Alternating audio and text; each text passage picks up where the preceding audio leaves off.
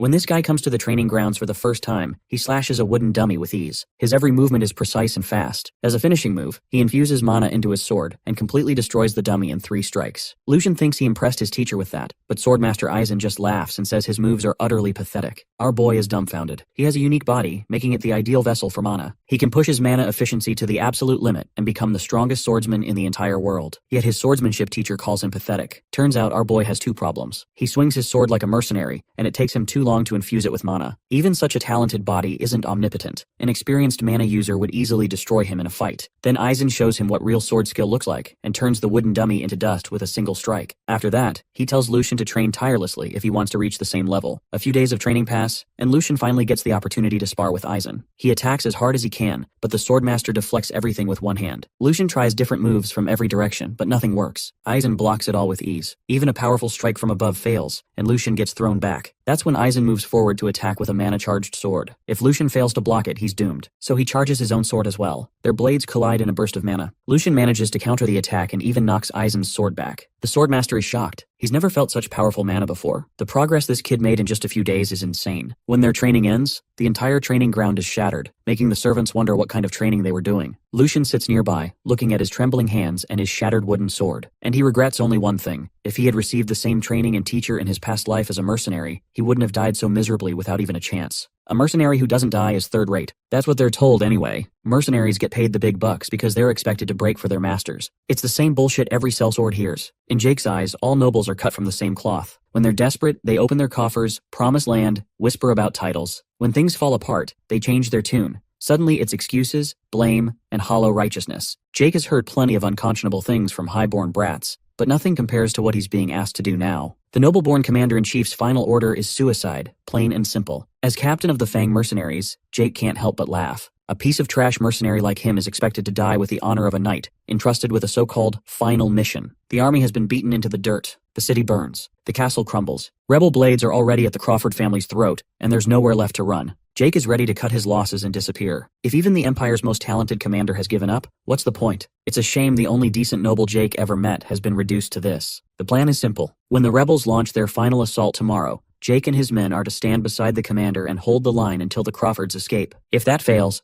Jake is permitted to flee once the commander dies. Payment comes in the form of a precious gem, enough to fund the Fang mercenaries for 3 years. Jake refuses. Just because he smiles a lot doesn't mean he's an idiot. This order turns his men into meat shields, meant to buy a few extra seconds for their masters. Everyone knows the rebels won't show mercy to the Fang mercenaries. The commander insists otherwise, but that's a lie that won't stick. To the rebels, Jake and his men are sworn enemies. Over the course of the war, they've done plenty to earn that hatred. They disguised themselves as corpses, waited among the dead, then rose to slit throats from behind. Honor never mattered, only results. Jake has killed countless commanders this way. It's the only reason the Crawfords survived this long. The rebels likely want Jake's head more than Lord Crawford's. The commander knows this. That's why Jake and his men are such perfect bait. When Jake refuses to comply, the commander threatens to kill him and seize control of the mercenaries by force. Faced with the blade of the Empire's most skilled knight, Jake prepares to fight. So this is what the most honorable man in the Empire looks like now. No apology could excuse it. Oddly enough, this suits Jake just fine. It's easier to kill a piece of shit than an honorable man. There's no bitter taste afterward. His best option is to offer the commander's head to the rebels and run, but he knows better. This man has already prepared countermeasures for that. Maybe the rebels would accept 2 commander-level heads in exchange for the Fang mercenaries' freedom. Jake is willing to offer his own life. He dragged those boys into war out of selfish ambition. They crawled out of the gutter together, chasing a dream. They trusted and followed him through hell. For that, he bears responsibility, because he's their captain, and that's what a captain does. Hearing this, the commander is reminded of what leadership truly means. Shame grips him. In another life, he would have gladly served someone like Jake instead of the Crawfords. There's no more time. Jake attacks. The commander doesn't move. He asks Jake never to forgive him, and then cleaves him down. The gap between them is overwhelming.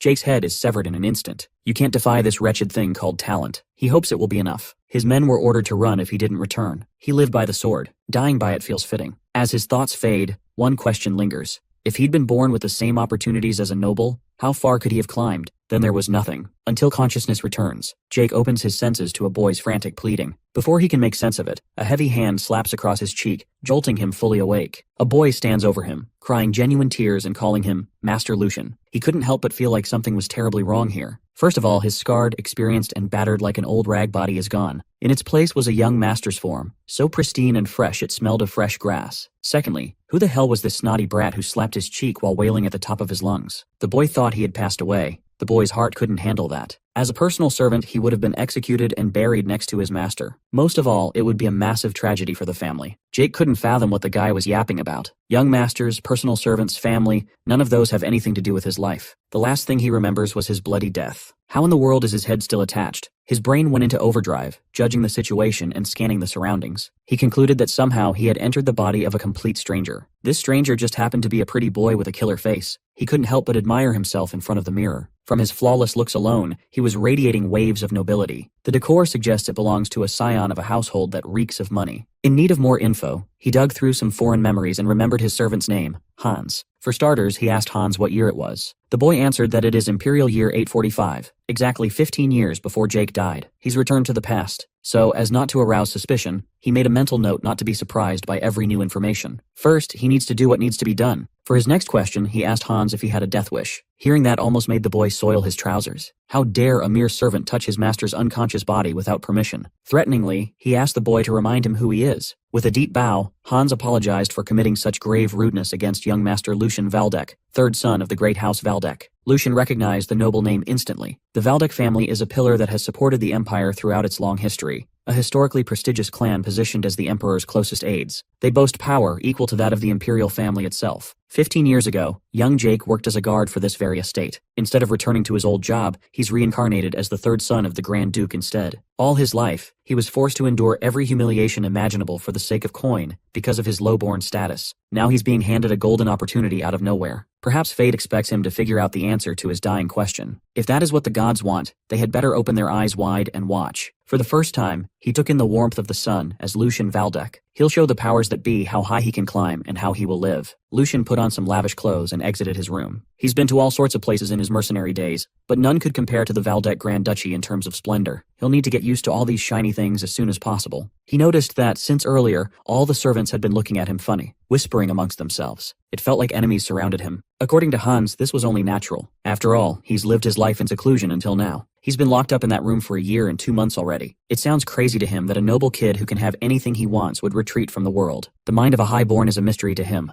Acting as one would be nearly impossible. In this place, the mighty giant who has protected the empire resides, Grand Duke Sigmund Valdeck. That man is not the type to stand by and watch his son bedrot for more than a year. Either this Lucian is a problem child abandoned by the family, or there is some special circumstance making the Grand Duke look the other way. It would be best to avoid meeting his father for a while, but that might be a bit difficult now. Head butler Edwin has come to personally greet the young master. This gentleman entered the castle as a hostage from a hostile family in his childhood. He was recognized for his outstanding executive abilities, and rose to be Grand Duke Sigmund's right-hand man. Out of everyone, this is the person Lucian must avoid the most. He would undoubtedly notice the behavior of someone from the bottom rungs of society. Thankfully, Lucian has been a recluse for more than a year. In that case, he might as well emulate the most noble human he knows, his killer, the commander. With a warm smile, Lucian thanked Edwin for his concern, and noted his significant recovery. In addition, he came out to look into the family affairs he had neglected in his absence. The head butler was momentarily stunned by his eloquence. He was relieved that the young master remained unchanged. Thankfully, Lucian's noble act seems to have worked. He tried to get out of the situation as quickly as possible, but Edwin stopped him from excusing himself. Right now, the Grand Duke wishes to see his son. Promptly, Lucian was brought to his father's study. Grand Duke Sigmund is a very intense man. Right now, he's asking Lucian why he's still alive. Naturally, Lucian was stunned by the out-of-pocket question courtesy of his supposed father. The Duke intended to overlook all his stunts for the past year. He used his mother's death as an excuse to forego his duty as a noble, acting like a spoiled child. But he finally crossed the line that he should not have crossed. Not content with staging a process by locking himself away out of the public's eyes, he attempted to harm himself, treating his own life lightly. Come to think of it, Hans's fussing and crying earlier seemed earnest. He wanted to insist that there must be some kind of misunderstanding, but his father had grown tired of excuses. For the last time, Grand Duke Sigmund wanted to hear all the thoughts he'd kept hidden in that narrow mind of his. Why would he use his weak body and limbs to shove sleeping pills into his mouth to cause a commotion? He worked in this great estate for a long time. No wonder he specifically had no memory of Lucian. 15 years ago, when he was but a humble guard, the Grand Duke family's third son, Lucian Valdeck, tragically suffered an untimely death.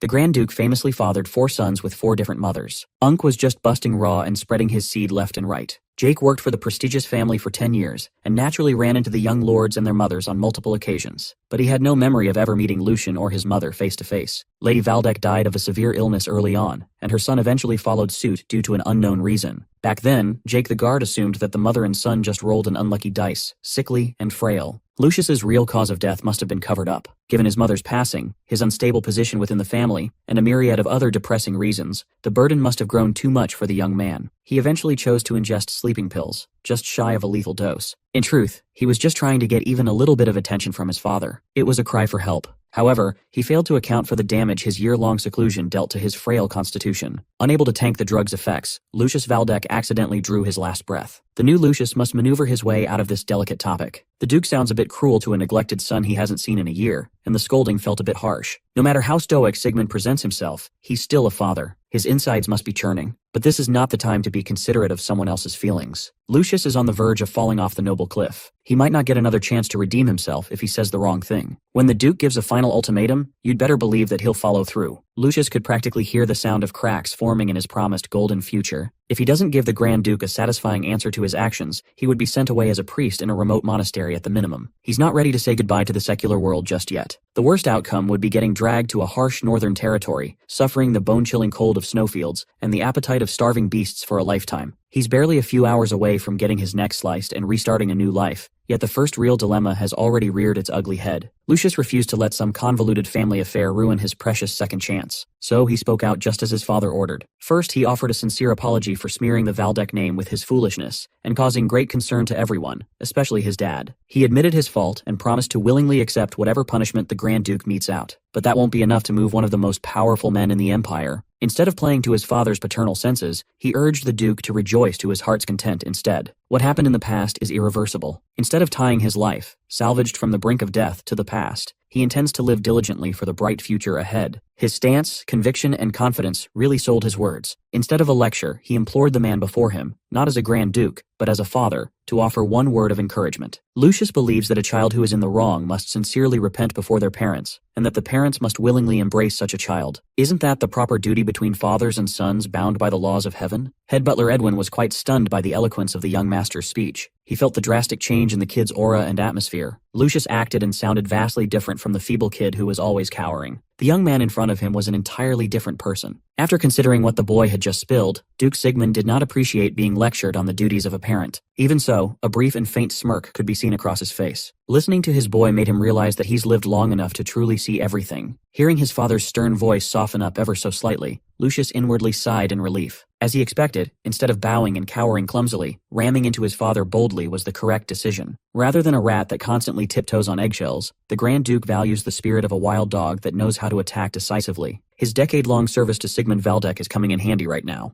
The Duke never expected to hear his most damaged son be so brazen after coming back from the dead. Since Lucius mentioned diligence himself, Sigmund asked his third son about his plans from now on. Picking his words with intent, Lucius answered that the first step would be fixing his broken body first and foremost. After that, the image of the most talented fighter he's ever teamed up with and fought flashed in his mind. Once his body is back to a healthy state, he intends to learn the sword properly and to take it seriously this time around. He reckoned that eating and sleeping diligently would eventually restore his vitality, and everything would work out somehow. The scowl in the Duke's face was erased. He was impressed with his son's surprisingly adept rhetoric. Whether everything Lucius said is just empty words or not, time will tell. To get him started, Duke Sigmund allowed head butler Edwin to give the kid something that should help. Rather than a few words that won't resonate at the moment, lending a helping hand to a reformed shut-in would be more useful. Edwin accepted his orders and estimated that the process wouldn't take long. Lucius was the only one in the room who had no idea what the old farts were talking about. It did not take too long to understand what his father's helping hand looked like. Multiple carriages pulled up to the castle and unloaded their heavy cargoes. Helpers carried countless wooden chests and lined them up in front of the estate. Tucked inside each of those chests were unfathomable riches ranging from gold coins to precious jewelry. Lucius had never seen such bountiful resources, even when he was working as a mercenary. Is this what being a high noble means? He was granted a tremendously huge allowance without doing anything. This whole treasure trove was just for a single month. With golden coins lining his pockets, perhaps it's worth a shot to invest in something revolutionary. Something that could overhaul his weakened body. He can already picture himself flexing and mogging everyone in the Empire. All he needs to do is craft a very special elixir. After meeting and talking with his third son, Grand Duke Sigmund felt the urge to walk around his pristine garden. Edwin followed him around while he collected his thoughts. According to the head butler, this is the place the late Grand Duchess, Lucian's mom, cherished ardently before she passed. The Duke had not visited this nostalgic place in a while. It's obvious why he chose today to change that. Young Master Lucian's abrupt change must have reminded Sigmund of days past. Even though the kid fell out of his father's favor for a moment, the Duke still has a soft spot for the boy. He is the child of the Grand Duchess whom the Grand Duke cherished the most after all.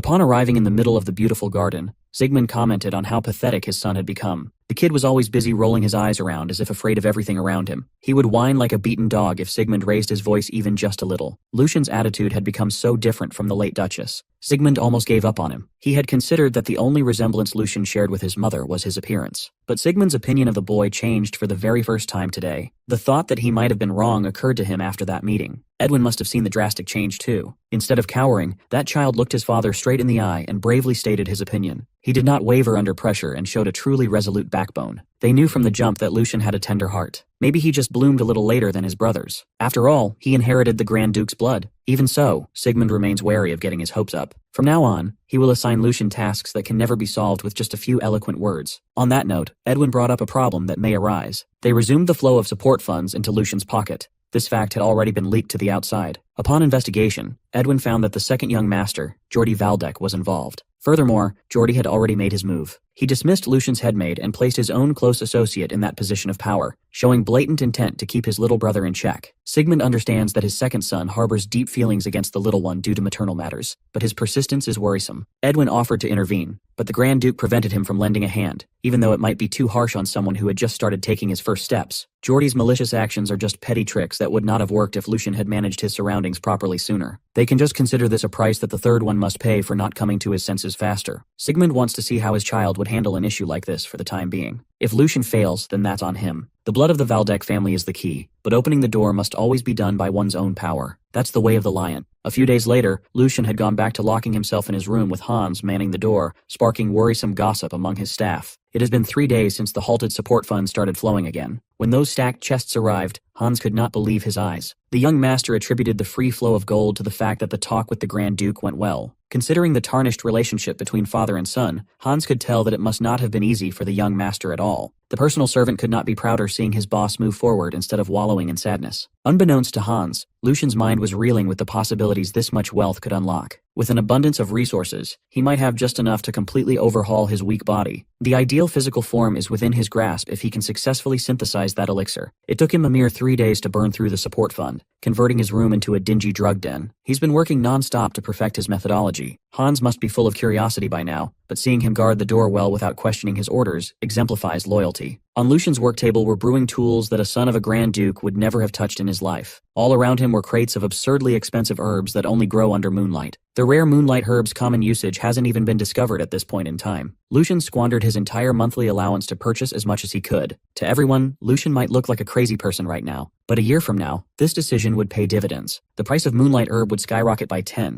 over 20 times over. He's basically buying up flower-shaped Bitcoin in 2010. Now that he's working on extracting the value from this miracle herb on his own, he's gained a newfound respect for the Alchemist Guild for their boldness. When they started experimenting with moonlight herbs, success must have been unclear, but they still took a chance and scraped up all the moonlight herbs in the Empire. They took the gamble of a lifetime with the Guild's fate on the line. Thanks to that boldness, the alchemists would release an unprecedented elixir that shook the Empire to its core. People referred to the miracle drug as the drink of the gods, nectar. Due to the arrogance of attaching God to a mere drug, the Alchemist Guild faced the danger of blasphemy charges from the church. But once nectar's efficacy became known to the public, everyone was too busy trying to get their hands on it that the charges of blasphemy were forgotten. After 3 days of grinding it out with his alchemy set, Lucian finally concocted a successful batch. Nectar challenged a proposition that had never been denied for over 1,000 years. The realm a martial artist can achieve is supposed to be determined the moment they are born. For the longest time, that limit was considered an absolute law that one can defy. Innate nature was supposed to be predetermined, and one's constitution can never be changed. The established common sense was swiftly shattered into pieces thanks to nectar. Just by drinking one vial, it can transform those with zero talent into a capable warrior. The one he hastily concocted in his room falls short of the original's efficacy. He's not a real alchemist after all. He only knows how to make the mass-produced type. But this bottle should be more than enough to repair his severely broken body right now. He got lucky that he was thrown back in time for this to be a possibility. Later, when the chaotic era sparked across the Empire, the first thing that burned was the Alchemist Guild. Authorities deemed the nectar recipe to be a destabilizing force that threatens the balance of power. Men sitting on their thrones worked hard to erase the original recipe from history. However, some people managed to gather enough clues to cobble up something similar. One of those people was Jake the mercenary. Most guys who tried to experiment with the moonlight herb died from its side effects, but he succeeded. Without hesitation, Lucian opened the vial of freshly brewed nectar and downed its contents. In doing so, he had become the first human to transform nature's power into his own. Depending on how well the process of circulation goes, he could harness the influx of mana spreading throughout his body to evolve. The quality and power one can draw out differ starkly from person to person. Borrowing the miraculous power of nectar, he started forcibly widening the blocked paths inside his body. Lucian thought that the effects of the drug would cease once his paths were opened, but he was wrong. Typically, one should feel excruciating pain due to the intense process, yet he felt completely fine. On the contrary, an abundance of mana is spreading unhindered all throughout his body, seemingly finding and settling into its rightful place. Even the body of a newborn baby usually contains impurities that would block the circulation at some point. Is it possible that Lucian Valdeck inherently belongs in the realm of naturally gifted geniuses? As the sun began to set, Hans's nervous back and forth pacing could be heard outside Lucian's room. Finally, the door that had been locked for the past few days cracked open. The young master finally stepped out of his seclusion and asked Hans if anything had happened while he was locked away. As usual, the crybaby servant ran up to his master in distress. Hans repeatedly tried calling out to the young master, yet he never received a reply. All he could do was guard the door day and night. He was terrified that something had happened, or that Lucian had regressed to being a recluse again,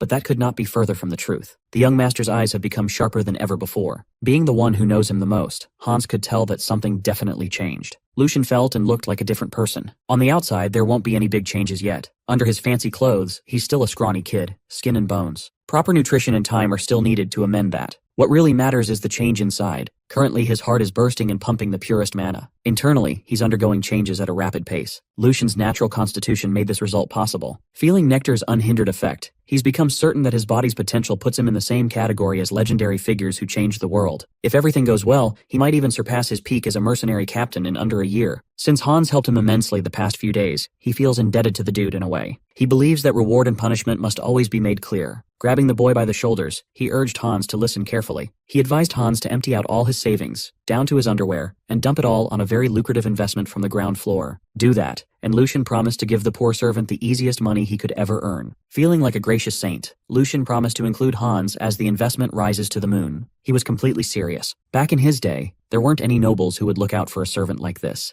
A week after drinking up the miracle drug, Lucian felt in the mood to take a stroll around the peaceful forest nearby. He was whistling and humming all throughout the stroll while Hans looked at his young master like he had gone insane. Lucian was just appreciating such a heavenly lifestyle. He never would have thought that life could be this comfortable. In the Duke's estate, scrumptious meals would show up whenever he wanted to feast like a king. His room would be cleaned and maintained spotless without him lifting a finger. The maids would even prepare his bed without being asked to. When he was but a humble mercenary, going hungry was part of his daily routine. Thanks to the convenience of nobility, he's been able to focus entirely on his body's recovery. He also settled an issue that had been nagging at him for the past week. He's done the research regarding the existence of Jake, who was supposed to be employed as a guard of House Valdeck in this timeline. Upon checking with the current captain of the guards, he found that no one even resembling the man named Jake had ever applied. The shift and spot he used to work on for a decade is now covered by some other guy he's never seen before. For now, this is for the best. There's nothing good to be gained from running into his past self. It might even serve as a distraction. Besides, he doesn't have the guts to face what he used to be back then. He would probably die of embarrassment on the spot. Once they arrived near their destination deep in the tranquil forest,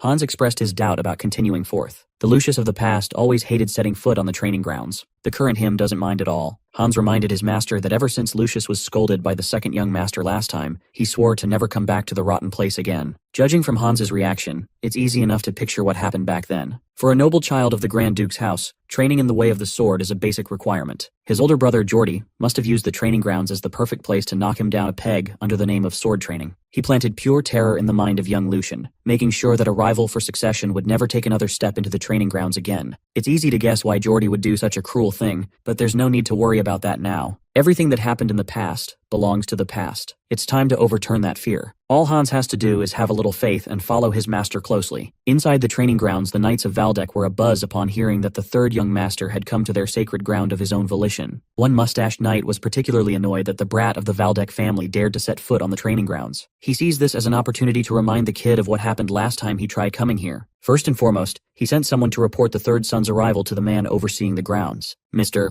Mustache will make sure to prepare the meal nicely before the boss arrives. Upon entering the facility, Lucian saw a place beyond what he could could ever dream of. There were plenty of spare weapons organized in racks. There's no need to worry about breaking them in training. The space and the stage were wide open, perfect for serious movement. It's ridiculous to think that all this is just one person's private facility. If he and his boys had the opportunity to train in a place like this, perhaps some of them might have lived a bit longer. His reminiscing was interrupted by the grating voice of the mustache-twirling knight. He expressed his sarcastic surprise at seeing the third young master enter. Mr. Mustache made sure to remind Lucian of what happened the last time young Master Geordie schooled the third son in front of everyone. He compared the incident to a lamb being chased by a wolf. The mustached knight sneered and covertly mocked Lucian for bringing a servant into a sacred ground for warriors. He goes by the name Hendrik, and even his introduction contained a thinly veiled mockery of Lucian. A year ago, Hendrik personally guided Lucian's swordsmanship lesson alongside the second young master. He found the experience enjoyable. The same couldn't be said for Lucian of the past. Apart from his big brother, this Hendrik fella had a hand in instilling a deep fear of swordsmanship into the third young master. The current Lucian could not be more different than what he was in the past. With this mustached bastard flaunting in front of him, things just got very interesting. Traditionally, knights are hailed as the embodiment of honor and loyalty. They are usually born into noble families, trained strictly in martial arts and etiquette from childhood. Once they gain enough merit through battlefields and missions, they can officially receive knighthood from their respective lords, elevating their status as a true knight. In Lucian's opinion, knights are nothing more than expensive hunting dogs wearing their master's fancy collars. They are obligated to show courtesy and curry favor to lords and highborn bloodlines who can provide them with wealth and honor. This arrogant bastard in front of him, Hendrik, can't even do that right. Lucian's poor standing in the family probably plays a part in his poor treatment, but he has the balls to be an ass, mostly because of the man backing him. Geordie's leash makes him feel untouchable. In all honesty, Lucian would love to give this clueless idiot some intense training, break his mindset down from the ground up and whatnot. He'd have a ton of fun toying with this man if given the chance. Unfortunately, he must keep in mind how his father would react if he went overboard. Like it or not, knights are the core fighting force of a noble house.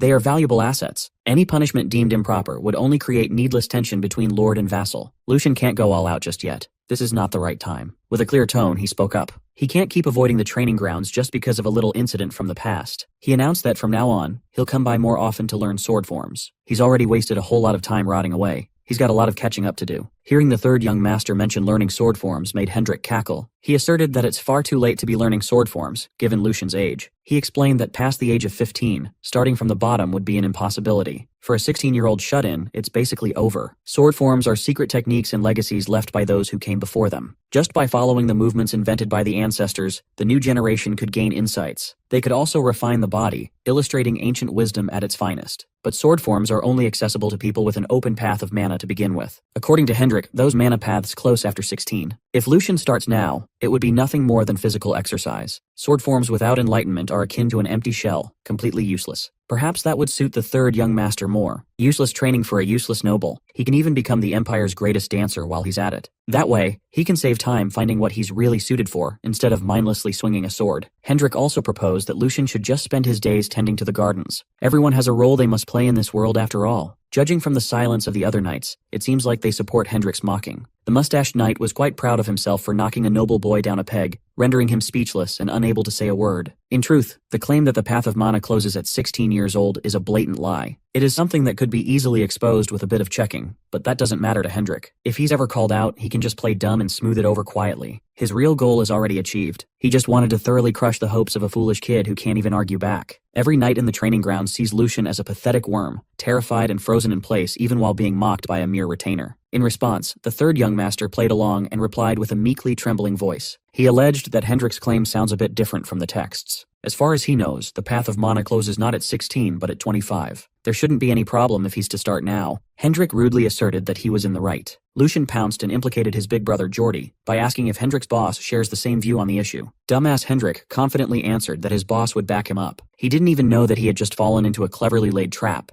Lucian lamented that House Valdeck must be on the road to ruin these days. He even included clueless Hans in his performance. The third young master complained that this foolish knight in front of him couldn't even understand the most basic thing that even a stray mutt in the streets would know. Just how many promising talents have had their chances stolen by ignorance? If the knights of his house can't even retain a fundamental truth in their tiny brains, the next generation of knights is doomed. Thanks to Hendrik's loose tongue, Lucian could push the blame onto his dear brother's empty skull. If Geordie runs his training grounds with such ignorance, then this is a disgrace to the house and a clear crisis. Surely a mere vassal like Hendrik would never try deceiving the Lord's own son. After hearing Lucian's spirited rant, Mr. Mustache stumbled a little. Being accused of deceiving the son of the Grand Duke is a serious matter. There is no way that a knight of the Valdeck family would do something so petty, is there? Afraid of saying the wrong thing, Hendrik stood by his earlier statement. Lucian intends to pursue this matter seriously. This level of oversight cannot be overlooked. It's time to show this big-time knight what happens when he wags his tongue the wrong way. Sir Hendrik does not seem to realize how serious this matter is at all. If he simply wanted to humiliate Lucian, the benevolent young master would have graciously let it pass. He's willing to admit to the fact that Hendrik and everyone else in this place look at him with hostility due to his own faults for forgetting his noble duties and wasting time in vain. He would never rebuke his people for holding him accountable. Apart from that, if the knights and his brother, the pillar of a grand duchy, are hindering the recruitment of talent with incorrect knowledge, Lucian won't sit idly and turn a blind eye. Ignorance would cause cracks in the military power of the esteemed Valdeck knights. Strictly speaking, it could bring grave danger to their people. In so few words, Lucian turned the tables and spun mockery into an honorable speech. As one who proudly carries the Valdeck name, it is only right that he be outraged by such malpractice. He laid out his argument nicely and made dumbass Hendrik understand the gravity of his words. He had better prepare his mustache for the blowback of this encounter. Lucian threatened to report this incident to his father and request an internal crackdown against Geordie's vassals. Hendrik could not believe what had just happened. The kid who used to tremble at the slightest mockery is fighting back. Lucian used to be as frail as a baby lamb just a year ago. Now, he's like a hungry wolf, an apex predator that could crush little old Hendrik without hesitation. Seeing the commotion, the owner of the training ground was forced to intervene. Geordie Valdeck, second son of the Grand Duke, finally came out to play. Hendrik was close to shitting his pants while Lucian was glad that his big bro just came right on time. Geordie looked at his little brother with blatant revulsion. In a panic, Hendrik hurriedly ran towards his master's side to explain what was going on. He stumbled over his words, struggling to come up with an explanation that would clear him of any faults. Having had enough of his nervous stammering, Geordie made him shut the hell up. There's no need to explain. Geordie had been watching from a distance all along. He saw and heard Hendrik's disgraceful behavior with his own eyes. The knight ought to be ashamed of himself for being swayed by a child who's barely half his age. Geordie was utterly disappointed. Squeezing the knight's shoulder extra hard, Geordie ordered him to fix his ugly expression, unless he intended to put his master in an even more difficult position. Hans cowered behind Lucian as Geordie walked toward them. The faint-hearted servant trembled while the third young master looked his big brother dead in the eyes. Seeing Geordie for the first time in a long time, Lucian mocked his big bro's face. Geordie Valdeck is widely regarded as a noble among nobles. He's famous for having a dogshit personality even back in Lucian's first life. Since his influence was far weaker than the Grand Duke's firstborn, Geordie resorted to recruiting outsiders to his camp. Most of them would meet horrible endings. Once Geordie deems a tool useless, he would routinely frame them for crimes or cut them loose. For now, Lucian gave his big brother a polite smile and a proper greeting. It has been a long time since they last talked, so he gave some generic platitudes. Without mincing words, Geordie called Lucian a foolish creature. He claimed to have watched everything transpire since Lil Bro stepped foot on his training grounds. Geordie accused him of daring to act in a way that tarnished the dignity of their revered family. Lucian maintained his act, and asked Big Bro to elaborate on his accusation. Geordie excused that it's been a long time since Sir Hendrik studied theory, so the earlier interaction was simply a misunderstanding. Still, implicating his honorable name to stir up unnecessary confusion was a clear mistake. For that, Hendrik cannot be free from responsibility. However, Geordie has no intention of rebuking or punishing his man for a minor incident, because, unlike his useless little brother, he claims to know the weight of loyalty and how much blood Sir Hendrik shed for the family. Furthermore, someone who ran away, unable to endure even basic swordsmanship training, has no right to criticize and blame a real knight. Geordie insisted that Lucian must first learn respect for their vassals before throwing allegations. It is only thanks to the dutiful knight order that Valdeck can exist and rule. Geordie turned to his men and sincerely apologized on behalf of his little brother for today's commotion, deeming Lucian's words an outburst of an immature child that must be shown leniency. He promised to take special care of his foolish younger brother. Lucian was quite impressed with how Geordie handled his verbal attack. The guy's brain works pretty fast. Lucian specifically directed his insults and accusations at Geordie,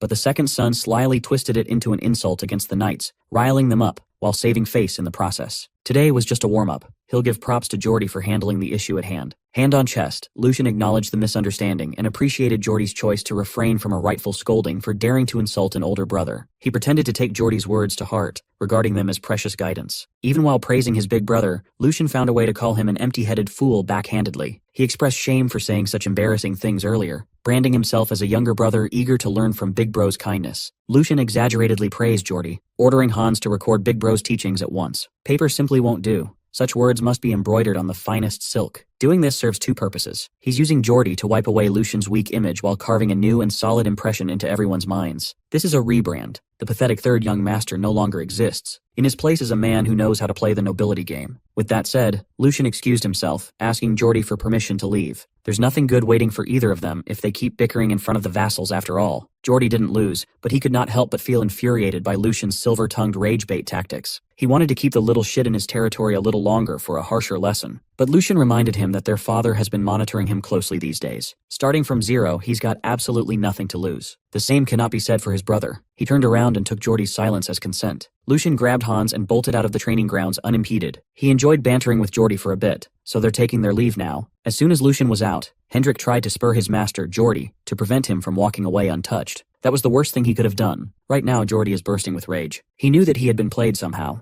Lucian and Hans took the same scenic route they had taken earlier. The personal servant felt quite uneasy knowing that they had offended the second son. Lucian knows better than anyone what the second young master Geordie is capable of. Hans is afraid of the possible retaliation from that monster. Even if they somehow get lucky this time, there's no guarantee that they will be fine next time. Hans looked like a helpless animal terrified of being hunted. Lucian understood why Hans was behaving like this. The kid is going through something that only those who've worked under nobility would understand. When a useless superior makes a mess and washes their hands of any fault, the little guys usually get left behind to suffer. There's nothing more infuriating than a master who doesn't give a fuck. Lucian knows the feeling all too well, and he won't let little Hans go through what he went through. He assured his servant that a mere knight won't be able to touch them. He simply won't let that happen. Over the past few crazy days, Hans had it rough. Lucian is thankful for all that he's done. When a master acts like an idiot, it's always the ones below who get crushed. As the eccentric young master's attendant, Hans must have suffered quite a lot. To assuage his fears, Lucian promised him one thing. From now on, he won't let his people be looked down upon. They will never live in fear despite their master's seemingly foolish actions. Hans took the second young master's promise to heart and took his supporting hand. Back in the Valdeck estate, Lucian is out and about alongside his trusty attendant. After the training hall incident, he found it odd that things had gone eerily quiet. He's aware that Geordie is not the type to just sit back and take a beating without retaliation. Today, Lucian found out the petty trick his brother has been cooking up in the background. He received a piece of paper that made him angrier than ever before. Oddly enough, even the usually docile Hans could not let the contents of that paper slide. Master and servant marched like they had just suffered the vilest injustice possible. That brother of his dared to touch the one thing that he should have never touched. Lucian's allowance. Hans was only on board because even his salary was deducted. Lucian woke up earlier this morning in high spirits. He knew that the letter detailing this month's budget plan was arriving. This is the day when he's supposed to buy extra moonlight herbs and stock up on necessary supplies. His account was supposed to be replenished after last month's spending spree. At least that's how it should have been. But upon seeing the figure on that piece of paper, his smile quickly faded. He was so shocked that he lost grip of the document. According to the budget summary, his allowance has been cut by 75%. Similarly, Hans's salary was reduced by 30%. That bastard, Geordie, dared to fiddle with his numbers through the headmaid he planted in Lucian's annex. It was unforgivable. They dared to do this knowing that embezzlement is a felony punishable by severe execution, even in noble society. Lucian admitted that he was partly at fault. The only reason his brother could pull off such an absurd stunt was because of the gap in his defenses. After the passing of the third Duchess, Lucian entrusted budget management to someone else. Dana, the former headmaid, who had stayed by the family's side for a long time,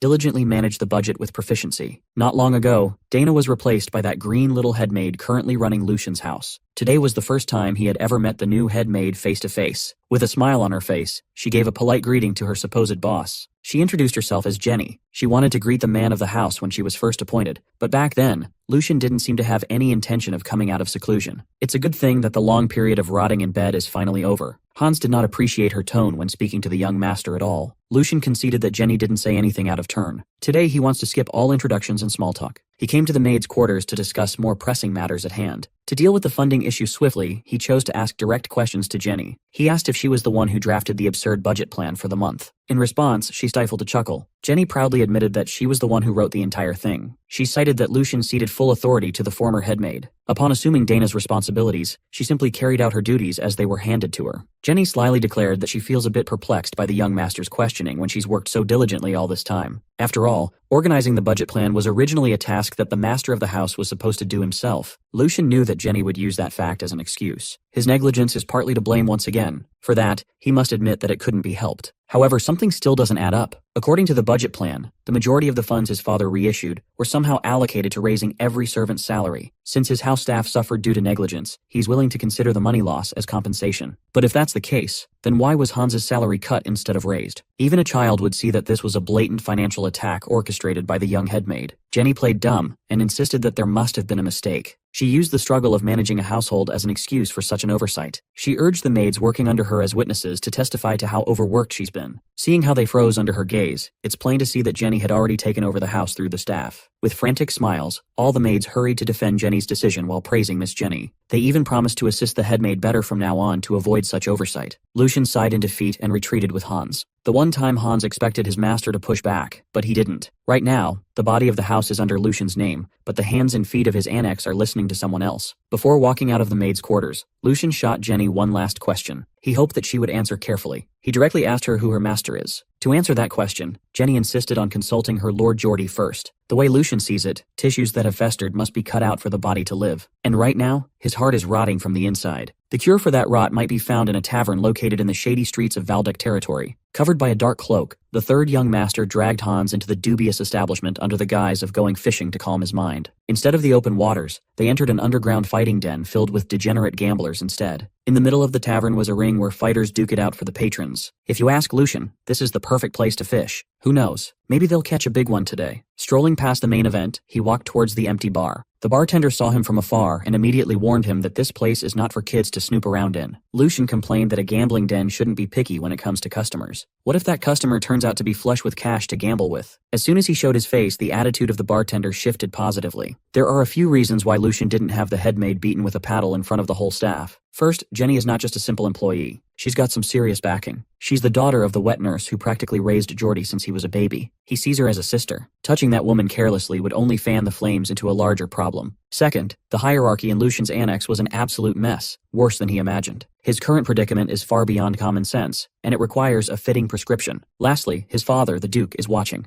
There's no way that man is unaware of the budget interference. In other words, fixing the chaos in his household is just another test that he must pass. He'll just have to show the Grand Duke and his staff what he's got under his sleeve. To get things rolling, he decided to take what remained of his diminished allowance and hit the tables in this dingy gambling den. Slowly but surely, his stack of chips grew as he played every card hand perfectly. The sounds of the dealer's fancy shuffling filled the hall. That's the sound of money flowing back to Lucian's pockets. It's been a few hours since he sat down, locked in, and started growing his bankroll. He was winning so much in a row that his table had amassed an audience. He just cleaned out one of the den's seasoned veterans without breaking a sweat. As a regular of the den, the veteran could not believe that he was cleaned out by a brat. Lucian talked a lot of shit on the table, making him an infuriating opponent to play against. Thankfully, the veteran knew when to cut his losses and back off. Hans's mind was blown. He never knew that his master was such an expert gambler. With tall stacks of chips overflowing around him, Lucian demanded a new opponent, preferably someone who could handle him. Aside from lining his pockets with gambling money, he's cleaning out the poor saps in this gambling den for another reason. By his estimates, the guy he's been fishing for is about to make his move. As expected, the door of the hidden gambling den swung wide open to welcome a new challenger. Lucian's prediction was right on cue. It's about time to reel in the big fish. A burly man walked into the hall, attracting everyone's attention. He sported a rugged exterior and a nasty scar across his face. The man apologized for failing to recognize such a distinguished guest right away, and for the late greeting. He introduced himself as Hugo, the manager of this humble establishment. Hugo snapped his fingers, and his dealers sprang into action. They apologized to every other patron inside the gambling den, given that they must close business for the day to tend to certain circumstances. The trained employees politely led the gamblers out of the den, promising to treat them extra generously on their next visit. Hugo's business is taking a hit from inconveniencing his other guests, but that doesn't matter right now. As long as young Master Lucian can enjoy gambling in peace, it should be worth it. Lucian was genuinely impressed that Hugo recognized him even though he hadn't been out in public for a while now. Then again, that kind of intuition is a requirement to survive in this crooked business. Once more, the big man apologized for the delay in his greeting. Lucian claimed that he just came by for a change of pace, so there's no harm done. Hugo praised his accumulated towers of chips. It's been a long time since a guest of the establishment stacked up a pile of winnings this large. If Lucian doesn't mind, Hugo asked for permission to step in as his next opponent on the table. The third young master goaded the big man to proceed. With a patented customer service smile, Hugo humbly claimed that he's no match for the young master, but he'll do his best to show the few tricks he picked up over time. Surely a battle against the gambling den's manager would be enough to pass the time. Feeling the pressure coming off the big man, Hans whispered in his master's ear, urging him to just cash out and dip, since they already made plenty of money as it is. He has a very bad feeling about that scarred man. Hans had seen plenty of scary people in the castle, so he knew that this guy meant serious business. Hugo's eyes especially struck Hans's heart. Eyes like those are truly rare to come by. Lucian was pleased to hear that Hans's years of working as a servant in a noble house weren't for nothing. Everything Hans felt in his gut was true. Black Shark Hugo might have a gentle smile on the surface, but he didn't earn his nickname for nothing. In Lucian's previous life, Hugo's name shook the underworld like a natural disaster. His path began in the dark back alleys of a city under Valdeck territory. He used his rough and sturdy body to make his enemies bleed. Equipped with both violence and clever schemes at his disposal, he became an unstoppable force. It didn't take too long for Black Shark Hugo to rise in prominence and infamy. He got his hands on gambling, smuggling, and even contract killings. He would dip into every crime that pays the best. With his ruthless methods, he eventually expanded his operation and became known as the King of the Night, ruling over the underworld of 5 territories. Later, he would use the impending collapse of the empire as a stepping stone into something more public-facing.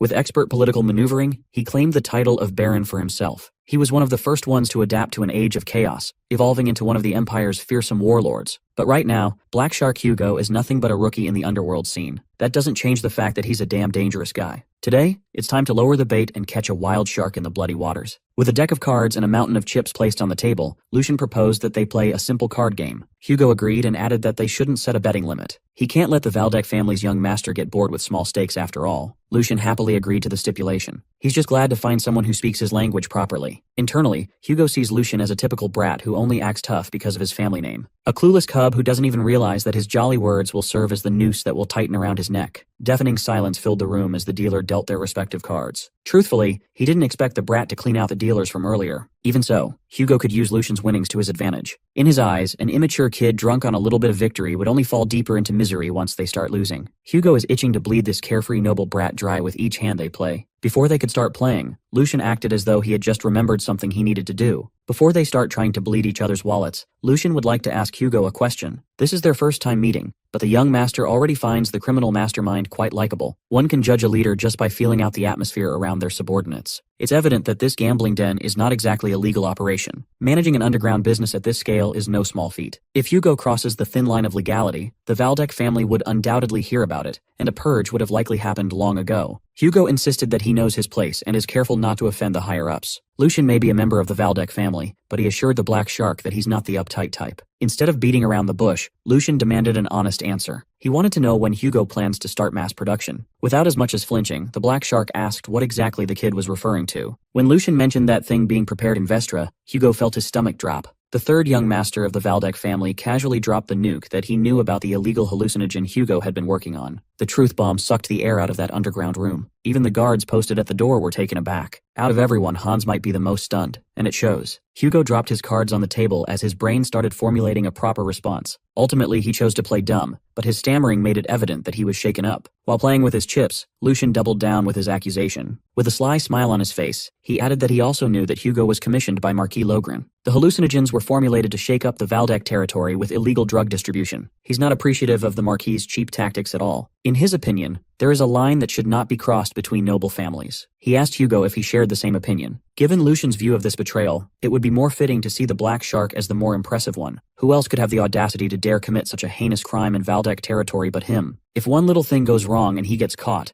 everyone associated with the Grand Duchy would try to tear him apart limb from limb. Every single muscle at the Grand Duke's disposal would hunt him like a dog without exception. Right now, Hugo's mind is a mess. If he says the wrong thing, he risks death and complete exposure. In these parts, the Valdeck family is the worst possible opponent one can have. Normally, this matter would not have been revealed to the world for another 2 years. Around that time, the Grand Duke received a report detailing the spread of a new drug in his territory. Jake was one of the soldiers deployed to raid the Black Shark's base, but they were too late. Hugo had already fled the city, leaving no trace of illicit activities in his den. Lucian's experience of getting screwed over back then turned out to be quite helpful now. Even with all the cards on the table, Hugo insisted that there must be some sort of misunderstanding. He insisted that he's just a lowly manager making pennies at a small gambling joint, that he would never dabble in drugs. With conviction, he asserted that some jealous competitor must be spreading false rumors to sabotage him. If given the chance, he promised to uncover the source of that rumor himself. Since the big man refused to bend, Lucian added a bit more detail to the story. He asked Hugo whether the rice mill he had been operating was just another ordinary shop,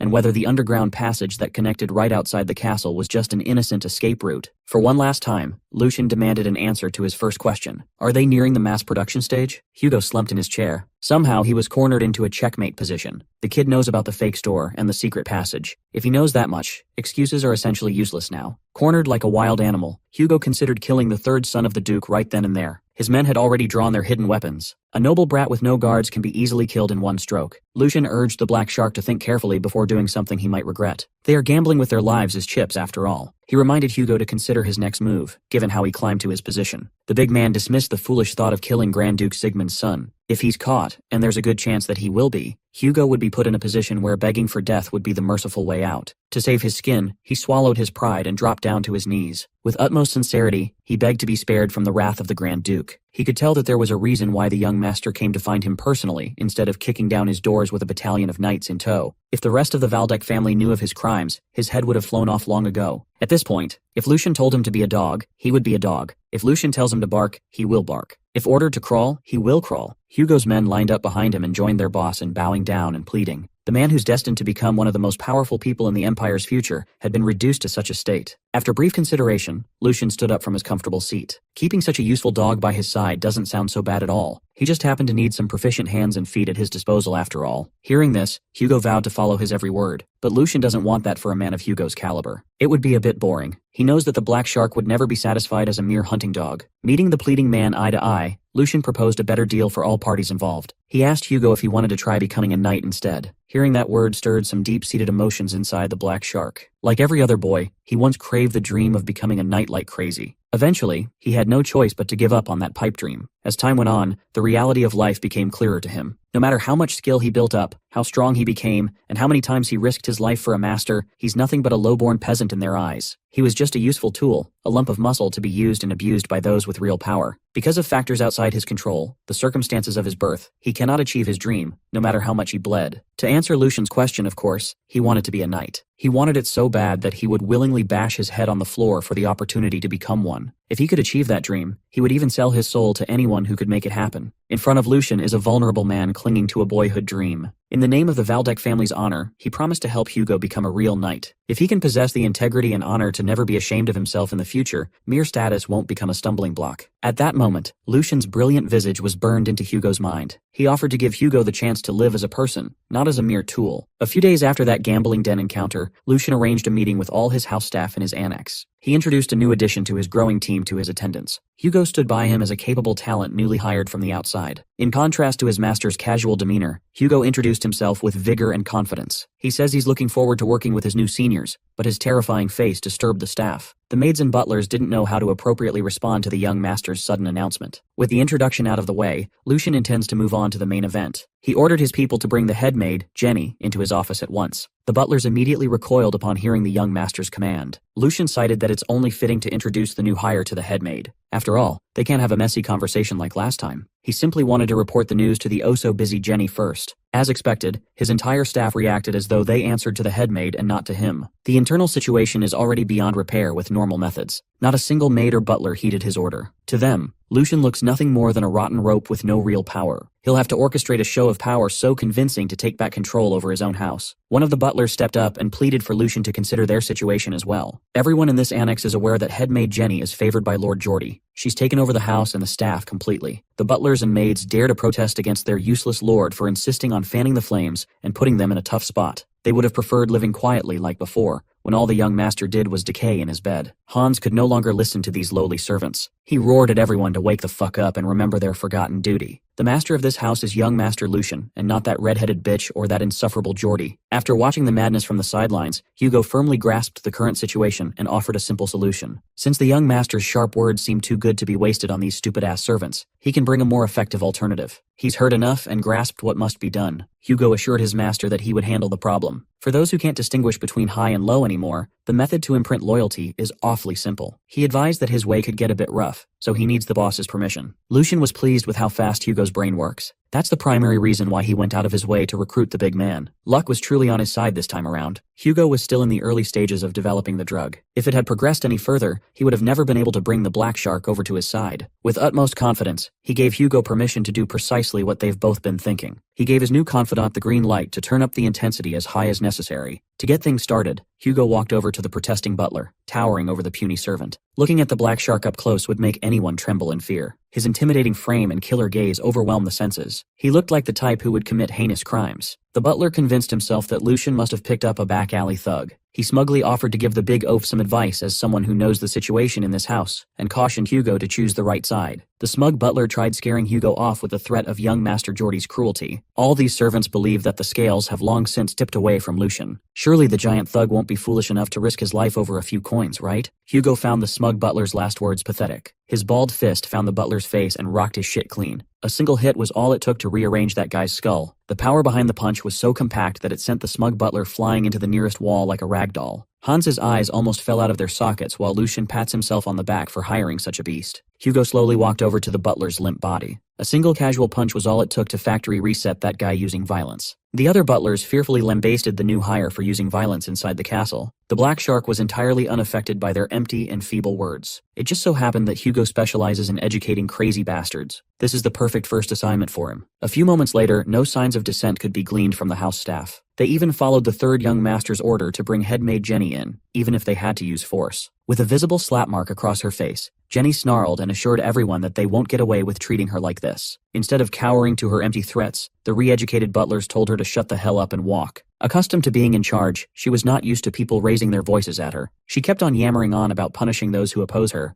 only to stop when the door to Lucian's office opened. Laid before her was a ridiculous scene. The maids and butlers under her influence have been forced to kneel on the floor to reflect on their blunders. The fear they felt for Jenny has been overridden by the terror Hugo showed them. Meanwhile, the third young lord stood by the windowsill with hands resting behind his back, Aura farming and Lord maxing. He turned to face the restrained headmaid and gave her a smile and a wave. He's glad to see that his employees are finally doing their job correctly. Lucian noticed the slap mark on her cheek and excused the boy's enthusiasm. Jenny erupted in anger, confident that her meager young master wouldn't be able to get away with treating her like this. She refused to bend before Lucian, as everyone else did, and repeated that her young master, Geordie, would never let this stunt slide. She had the audacity to state that if they stop now, she will let today's incident end without serious repercussions. All Lucian could do was laugh. He nonchalantly grabbed the whip from his desk and walked towards the unruly maid. Why end a good thing when they're only getting started? The day is young, and his whipping hand is itchy. He urged headmaid Jenny to say whatever she wanted. She should get everything out of her system while she still can, because before today ends, she'll be knocking on hell's door. Execution is a method used since ancient times to warn wrongdoers. It is both showy and efficient. The blade has justification, a clear target, and above all, it leaves a lasting impression on those who witness the drop. In other words, it's a tried and true ritual. Lucian walks over to headmaid Jenny with his whip in hand. She glared at him, full of scorn and disgust. He looked back with apathy, his gaze without a single flutter. Today, he can signal to the Grand Duke that the weak and pathetic third son no longer exists. He called his butlers over with a finger wag. They grabbed Jenny tightly to keep her in place and forced her to kneel down on her knees. The woman who just moments ago had complete control over the house was pinned down, unable to move. Even in such a compromised position, she dared to speak against Lucian, refusing to believe that the boy wouldn't have the balls to back up his threats. She firmly believes that if anyone lays even a single scratch on her, young Master Geordie wouldn't just sit back and watch. Jenny flaunted the fact that her mother was Geordie's wet nurse. They grew up together like brother and sister. At this point, Lucian had grown bored with her empty warnings. This is her last chance to repent, yet she insists on repeating the same tired line over and over again. If she dies while uselessly chanting the name of Lucian's brother till the end, wouldn't that be such a laughable existence? If Jenny has any other cards in her back pocket, now would be the time to play them. Like a broken radio, she continues yapping about what young Master Geordie would do. Lucian had to step in and correct her misguided view of the world. He already has plenty of justification to kill her. She's charged with the crimes of insulting a noble, negligence of duty, incitement, and embezzlement. With the list of crimes she committed, she must be crazy to believe that her little wet nurse connection with Geordie would save her. She's sorely mistaken about her place in this world. At best, the Geordie she keeps on bringing up could hit Lucian a few times, and that's it. And if the Grand Duke intervenes, he won't even be able to do that. On the contrary, their father might even reward Lucian for properly handling a runaway colt that was causing internal problems in his house. Jenny must be forgetting that Geordie is just another heir to the duchy. That same title belongs to the person right in front of her. On their first meeting, Lucian clearly gave her a chance to clear things up. Instead, she chose to sit on her high horse with blatant disrespect. She brought this situation upon herself. Hearing the third young master lay out the facts shattered her delusion. For the first time since she was brought in, Jenny trembled in fear. Desperate to save her skin, she admitted to her wrongdoings and begged to be spared. Unfortunately, she'll just have to consider herself unlucky. Lucian made that whip work at full power. The sound of flesh tearing and blood splattering filled the office. Word of Jenny's capture quickly reached the ears of the second young master. Alongside his knights, Geordie hurried over to Lucian's office. Worry was evident in his face. He couldn't believe that his useless little brother would take such drastic measures. Just a few days ago, he heard from Jenny that the kid retreated after being humiliated in the servants' quarters. Now he's threatening to kill anyone who opposes him. That's not the only thing puzzling Geordie. In case something like this happens, he planted some people in Lucian's detached residence. Those planted servants should have tried their hardest to stop Lucian, taking Jenny's side. But the situation has reached the point of no return. In a single day, Lucian gained control over the entire annex, including those who were supposed to answer to Geordi. The knights assured their young master that the reports must be mistaken, so they should calm down for a moment. They think the cowardly Lucian doesn't have the temperament to harm anyone. Above all, they still believe that the third young master fears their lord Geordi more than anything in the world. Upon hearing the presumed facts, Geordi calmed down. That was until they heard the sound of a whip ripping into flesh and the agonized scream that followed. Geordi forcefully slammed the door of Lucian's office open. His eyes immediately darted towards the whip, dripping fresh blood all over the floor. Lucian stood behind Jenny. Her back was full of gnarly lacerations as blood freely flowed from her fresh wounds. It was a sight that Geordi could have never pictured in a million years. Even Geordi the Cruel was taken aback by such a painful scene. When he made his presence known, Lucian simply asked what brought his esteemed brother to his territory. He apologized for not receiving them properly. He's just a little busy right now, so Geordi and his knight could just come back later. Uprooting the source of disobedience in his house could be hard to stomach for some. Dismissing his brother's presence, he asked Hugo to set Jenny upright once again. The second young master instructed his knights, Oliver and Gert, to jump in and bring Jenny to his side immediately. Oliver and Gert heeded their master's call and dashed forward. In response, Lucian gave Hugo an ominous mandate. If anyone dares to come within 3 steps from his position, Hugo is free to slit the headmaid's throat. Lucian would gladly take all responsibility for the aftermath. Seeing his deranged eyes, Oliver and Gert promptly halted their steps. With a sharp blade in hand, Hugo assured his boss that he had the throat slitting covered, so young Master Lucian could rest assured. The tip of the blade grazed Jenny's flesh, spilling more blood. All she could do was cry out for her dearest Lord Geordi. The second young master implored the black shark to drop the dagger at once. He declared that failure to follow his orders would lead to the beheading of not only Hugo's head, but his whole family's as well. Their severed heads would be hanged on the city walls. Hugo didn't even blink at Geordi's puny threat. His master is Lord Lucian. He has no reason to obey orders from anyone else.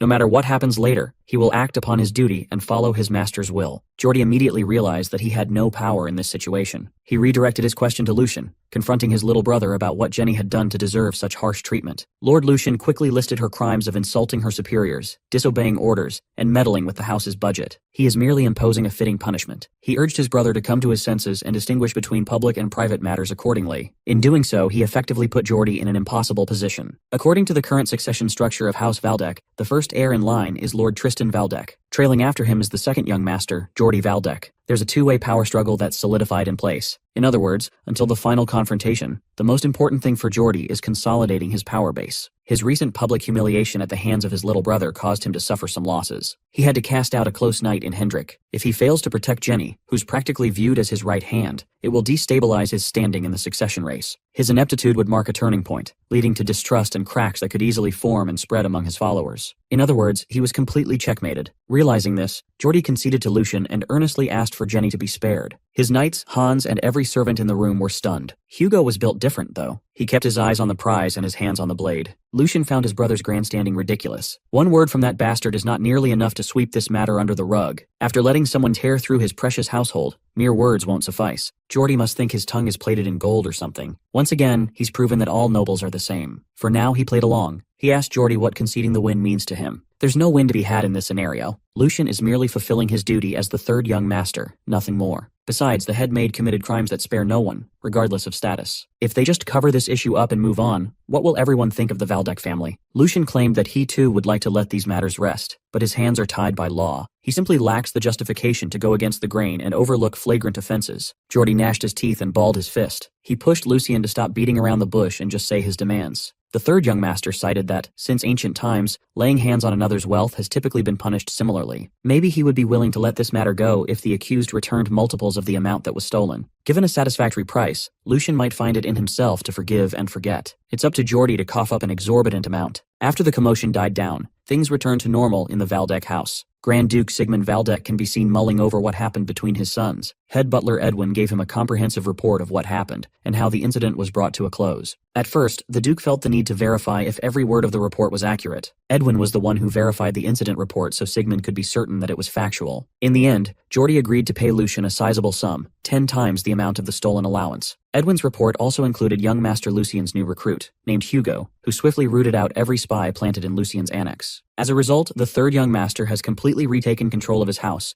making it a more heavily guarded place than any other other area in the castle. After meeting with Edwin and getting the facts straight, Grand Duke Sigmund called Lucian over for a conversation. Heeding his father's call, the third young master came to his father's office as soon as he could. Sigmund gave his son a look over and sensed that his gaze felt different from before. The Grand Duke asked about the ruckus he caused recently, and Lucian corrected his father by asserting that it wasn't a mere ruckus. He simply educated servants who couldn't even recognize their master's authority. But in doing so, he made his brother lose face. Sigmund warned him that Geordie won't forget this incident for a long time. He's unsure whether his third son can handle the heat. Lucian refuted the idea that there is anything to handle or not handle. He's sticking by the story that he merely upheld proper hierarchy and order as nobles do. If he avoids such an obvious duty out of fear of future consequences, then how could he dare to carry the Valdeck name with pride? He simply made a choice that won't bring shame to their family's name. His father seemed to like his answer. The Grand Duke cautioned that Geordie would continue picking fights in the future. It's Lucian's right to strike back if that ever happens. However, he must keep in mind not to escalate conflicts to the point of damaging the house and their reputation. Sigmund also stressed that he would side with Geordie, regardless of who was right or wrong. Lucian rightfully protested such clear bias. His father simply told him not to be surprised by this decision. Geordie may be hasty at times, but he's a competent leader who contributes significantly to the house. In contrast, Lucian threw away an entire year, wasting away instead of racking up merits. As head of the family, protecting someone who actively contributes to the household is the natural order of things. His words might seem harsh, but Lucian could read between the lines. If he's not mistaken, it sounds like his father is telling him to step over his brother and climb up the ladder. Great Duke Sigmund wants him to build up his strength and actively contribute to House Valdeck. Do that, and he'll find the answer to his questions. Lucian gathered that this man was trying to heighten his sense of crisis, making him run faster. If he's making such a definitive statement at this point in time, it means the succession structure will be set in stone before long. In a convoluted way, he felt touched by his father's roundabout advice to seize every opportunity to rise above his other brothers before it's too late. He wonders if all fathers are like this. If the Grand Duke is worrying about his child this much, Lucian decided to throw him a bone and score some points in the process. He slid a document on his father's desk and showed the Grand Duke his next move. It's a really big one at that. The Duke picked up the document and read through its contents. As he parsed through the facts line by line, anger slowly took over, his hand crumpling the paper. Deeply disturbed by what he had just read, he hastily asked his son whether the intel was truly accurate. If Lucian fabricated the report out of ambition to gain merit, he must speak now. But every line in that document is the truth, without a single lie. In addition, he already secured an insider working to spread the drugs under the orders of Marquis Logran. He urged his father to conduct a thorough investigation. Judging from the Grand Duke's reaction, he's about to conduct more than just an investigation. The whole room overflowed with Sigmund's suffocating aura. His rage is leaking out in the form of mana. He cursed Bernhard Logran, that shameless son of a marquis. A fellow noble dared to defile the Valdeck territory with dangerous substances. This matter cannot go unanswered. For the first time ever, Lucian felt the power of the sword that protects the empire.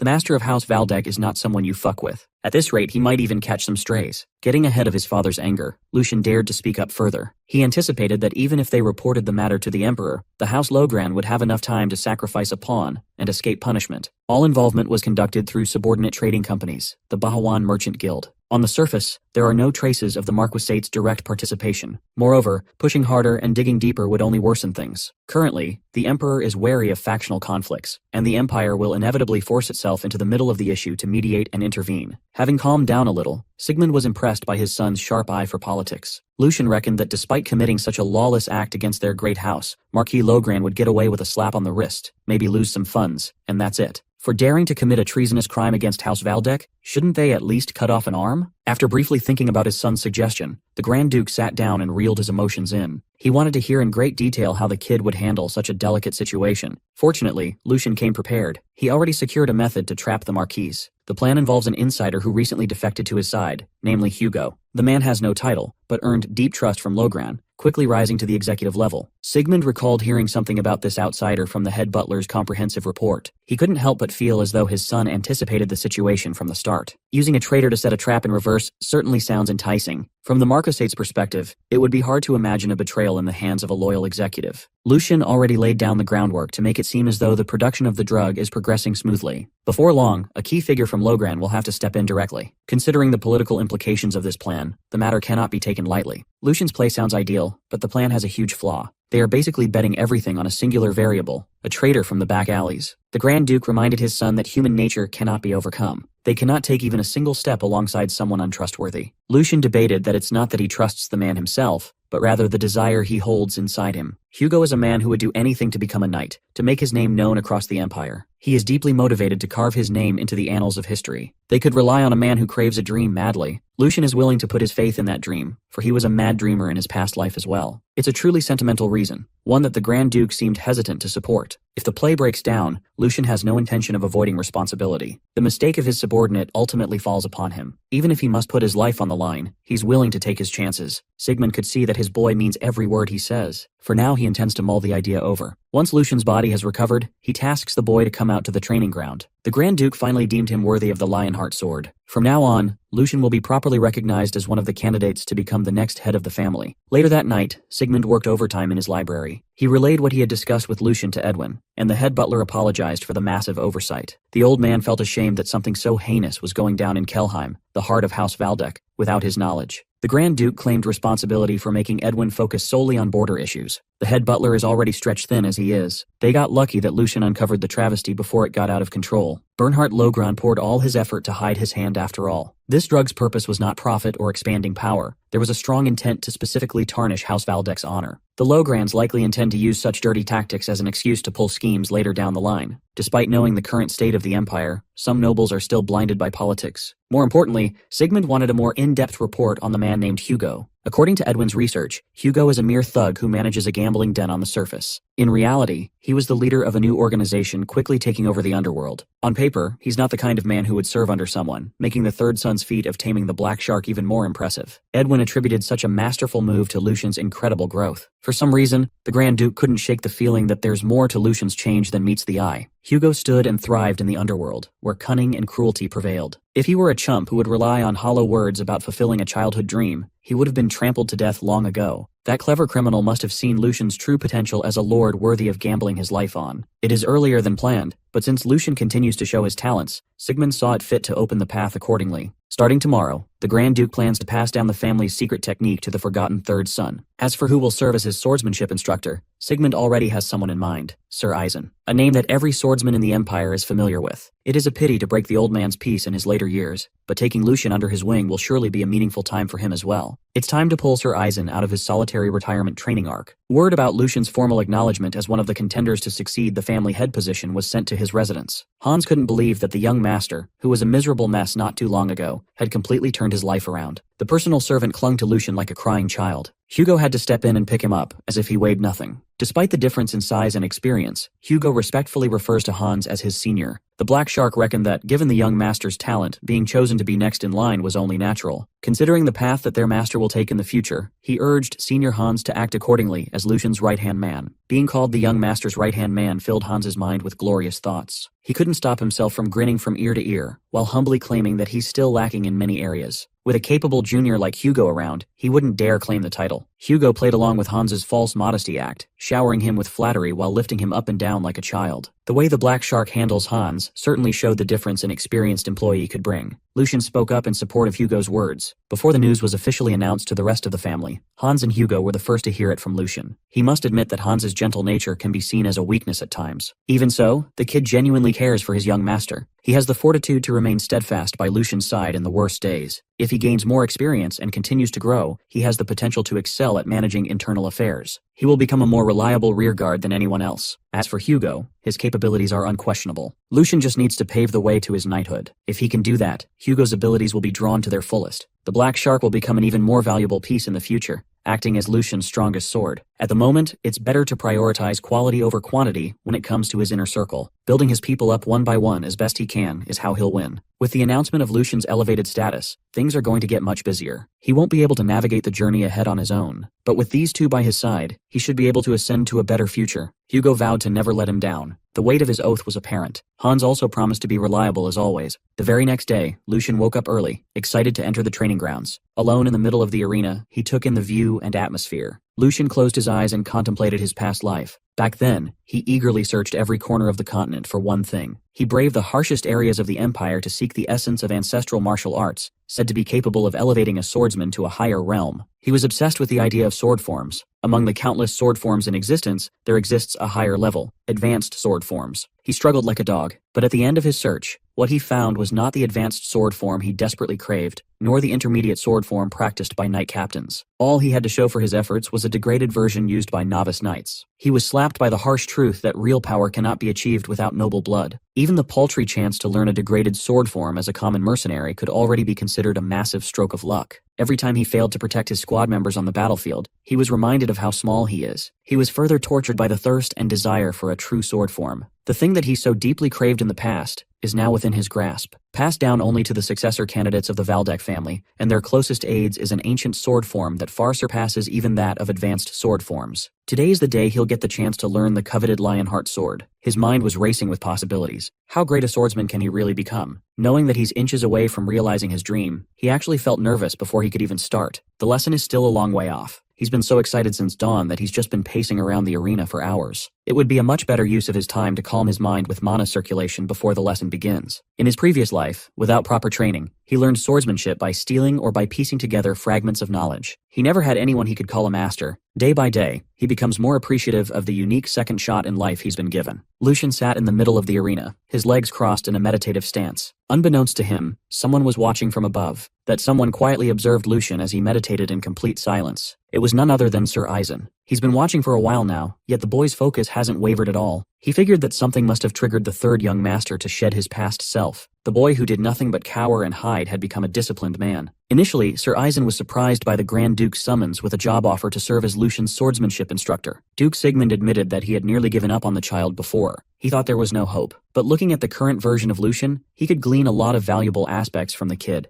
The Grand Duke presented the job as a brief diversion for the old man. Sir Eisen trusted Sigmund's eye for recognizing extraordinary talent. But more than talent, something else fascinated the Grand Duke. What really surprised him was Lucian's mindset. He cannot put it into words, but he was certain that Sir Eisen would understand what he means once he sees the boy in person. Back to the present, Sword Saint Eisen Breinter is witnessing precisely what Sigmund was talking about. In this world, a Sword Saint is a superhuman who has reached the upper limits of circulation, the rare few who have unlocked complete awakening. It is a supreme title bestowed upon those who have attained the absolute pinnacle of swordsmanship. In the Empire's long history, only a rare few have reached that peak. To swordsmen all over the Empire, they are nothing short of a god. Such a legendary figure is standing before Lucian. The young master's jaw dropped to the floor. You don't meet a god every day after all. Sword Saint Eisen Breinter looks like an old man with a head full of white hair dressed in casual training garb. He gave Lucian a polite bow. It has been a few years since they last met at Lucian's birthday banquet. He courteously introduced himself as if he weren't one of the most recognizable fighters in the realm. Hans did mention that Lucian was assigned to learn swordsmanship from a knight who had served House Valdeck for 2 generations. That attendant of his conveniently left out the part where that knight is the damn sword saint. Lucian had to stop himself from fanboying and returned the courtesy with a noble bow, expressing how great an honor it would be to learn from the sword saint himself. Eisen chuckled upon hearing such a stuffy greeting. He insisted that he's nothing more than a mere old man hidden behind an overstated title now. Furthermore, a candidate to become the next head of a great house should not bow his head so easily. Lucian argued that even though it's his duty to uphold the family's dignity, he would never lax in his etiquette towards someone as esteemed as the sword saint. Regardless of their roles as master and vassal, Eisen is a man worthy of the utmost respect. Seeing the kid go all starry-eyed made the old man feel a little awkward. He relented and let the young lord proceed however he finds most comfortable. Without wasting another second, the first session of their training officially began. Eisen directed Lucian to run laps around the outdoor training ground. Before he could finish giving the first assignment, the young lord was already gearing up to run. With utmost enthusiasm, he looked to his instructor for the green light. Stunned by his eagerness, the old man asked him to wait a moment. Eisen was confused as to why the kid didn't ask any questions. Why was he running? How far should he run? What's the meaning behind this specific exercise? Most noble children would pelt him with the same old questions before going full tilt. Of course, Lucian was curious, but he assumed that he was ordered to run because it was necessary. He believes that a disciple should simply follow their master's word and trust the process. Eisen noted the distinct difference between the look in Lucian's eyes compared to that of other young lords. The child possesses a pure and honest longing for the sword. He finally understands what the Duke meant in that meeting. Without any more pauses, he gave Lucian the go signal to go wild and run the laps. With a passionate smile on his face, Lucian stepped out onto the sunlit training ground. While he loops the whole field, Eisen quietly watched from afar. Lucian was taking the simple task of running around in circles very seriously. His every step was evenly paced, gradually increasing in speed. In truth, there was another reason why he followed Master Eisen's order without a second thought. He already deduced the true purpose of this run. He was given a mundane physical task to gauge his aptitude as a disciple. In other words, it's a test to see if he has the spark. Lucian knows this because he used to employ a similar tactic back when he was a mercenary captain. He would give new recruits trivial tasks, chores that no one else wanted to do, and watch on the sidelines. Just by observing their reaction and attitude towards the menial task at hand, a master can learn quite a lot about a newbie. Ready to ace this simple test, Lucian showed his resolve by giving the undertaking 100%. He remained mindful of Aizen, watching his every micro-decision. Since he already showed the Sword Saint his impeccable mindset with a fairly decent answer, only one thing remains to be proven. That is grit. Today, Lucian aims to run until his wheels fall off and inevitably collapse. That was the plan. But after 1 hour into the exercise, he started to feel that something was seriously off. He's been running at full tilt for 60 minutes now, but he couldn't feel a hint of fatigue. If anything, the more he ran, the better he felt. With every loop around the training ground, his body felt a little lighter and nimbler. It was a truly bizarre experience. All he's done to recover his broken body thus far is consume the mass-produced nectar. The only exercise he's done is his light walks around the castle. By this time, even the Sword Saint noticed the oddity. He only wanted to gauge the young lord's overall physical condition. He didn't really have high expectations, yet the kid demonstrated some monstrous stamina. Given Lucian's history, this type of performance defies all logic. Not a single bead of sweat had dropped from his body. His breathing remains as calm as a still lake. Even for knights who have trained their mana for years, this level of composure is unheard of. Growing antsy from passively watching from afar, the Sword Saint realized something. Before he arrived, the young lord was sitting in a meditative trance. To confirm his hunch, Master Aizen stepped into the field with one fluid motion. He ordered Lucian to stop, ending the exercise. The young lord worried that something had happened, or that he had done something wrong. In front of him, the Sword Saint was exuding pure mana all over his body. Aizen wanted to ask the young lord one thing before they continued. He inquired whether the exercise Lucian had performed earlier to compose his body and mind was circulation, not mere meditation. Seeing no point in hiding his practices, the young lord confirmed the Sword Saint's hunch. He employs mana circulation since there is nothing better for clearing one's thoughts. With confirmation, Aizen asked for permission to conduct an examination of Lucian's physical condition for a moment. He held the boy's hand and suggested that Lucian stay still, even if he feels some strange sensations. With expert precision and control, Master Aizen steadily guided his mana to penetrate through the young lord's wrist. In doing so, he gained access to the boy's circulation paths. The examination lasted an uncomfortably long time. Finally, the Sword Saint pinpointed the reason for Lucian's superhuman stamina. As the old man expected, young Lord Lucian had already reached the final stage of circulation. They're basically on the same level. But that isn't the end of it. The boy had touched the realm beyond the theoretical limit that even a Sword Saint like Aizen never could. This child is actively opening a new path beyond what was thought possible. After completing the examination, Aizen just silently stood motionless for a moment. He gently reeled his mana back to his body and let go of the young lord's hand. With trembling hands, he asked how long Lucian had been practicing circulation, and when he reached the final stage of the process. The young lord was genuinely stunned by the odd question, clearly clueless about what he had achieved. According to the Sword Saint's evaluation, the purity of his mana was akin to fresh snow on a winter field, pristine and untainted. His core was perfectly formed to maximize mana efficiency, much like a perpetually moving water wheel. He's touched upon a realm that only a handful of warriors reach. Some people have trained their entire lives, yet can never hope to catch up.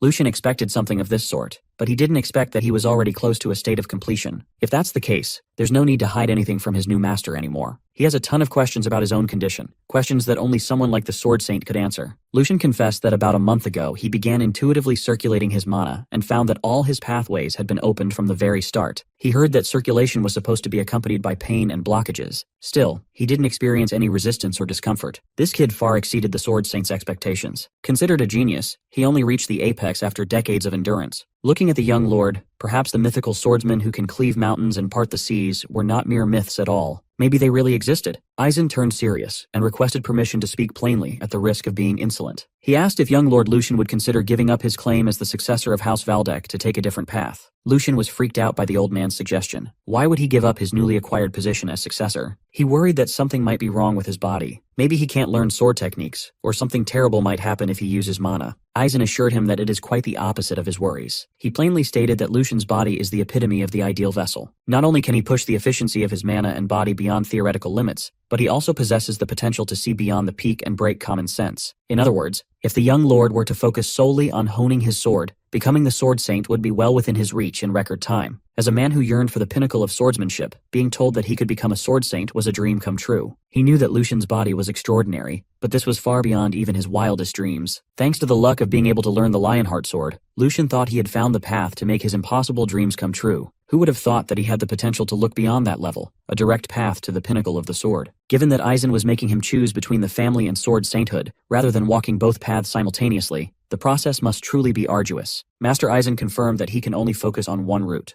To be precise, the old man simply does not have much time left in this world. Thanks to the power of circulation, he can still move his old bones despite being nearly 100 years old. But Father Time comes for all. He can no longer deny the gradual aging of his physical body. To pass everything onto the next Sword Saint while he's still breathing, even focusing solely on the sword, would barely be enough. If Lucian's memory serves him right, the Sword Saint is set to pass away in 8 years. It is true that they don't have much time. In his heart, Lucian wanted to accept Master Aizen's offer and just focus on the sword. However, the coming age of chaos will bring about a world that cannot be navigated with martial power alone. Those who would survive the pandemonium that would sweep the entire continent possessed legitimacy and nobility. Though the moment he longed for had opened its door, he must think of the bigger picture. He apologized to Sir Aizen. He ultimately chose to remain a Valdeck until the very end. The Sword Saint has given him an offer far beyond his current station, a commitment he cannot accept. Thankfully, the old man understood his reservations. He was the one who put the kid in such a difficult position. He lamented wasting his youth only to grow greedy now that he's near death's door. In some way, he wanted to leave a lasting legacy through Lucian when he's gone. Seeing the old man ponder over his long life and legacy, an idea came to mind. He asked the Sword Saint what he would do if someone else with real talent appeared, someone other than him. Far